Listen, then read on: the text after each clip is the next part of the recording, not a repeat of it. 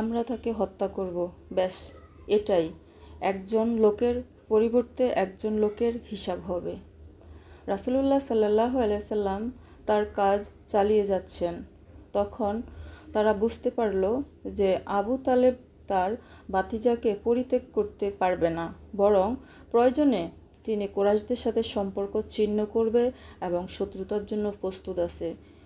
কাফেররা এই চিন্তা করে কুরাইশ নেতারা ওয়ালিদ ইবনে মুগিরার পুত্র আম্মারাকে সঙ্গে নিয়ে আবু তালেবের কাছে হাজির হলো এবং তাকে বলল, হে আবু তালেব, আম্মারাকে নিয়ে এলাম। আম্মারা কুরাইশ বংশের সুদর্শন যুবক, আপনি তাকে গ্রহণ করুন। সে আপনাকে সর্বাত্মক সহযোগিতা করবে। আপনি ওকে নিজের পুত্র সন্তান হিসেবে গ্রহণ করুন।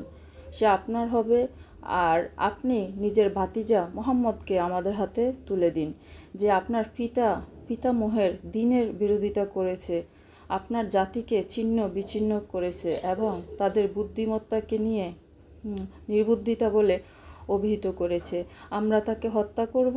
ব্যাস এটাই, একজন লোকের পরিবর্তে একজন লোকের হিসেব হবে। আবু তালেব বললে, কি চমৎকার সওদা!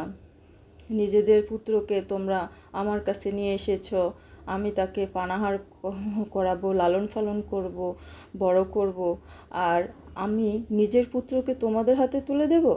তোমরা তাকে নিয়ে যাবে এবং হত্যা করবে? আল্লাহর কসম, এটা হতে পারে না।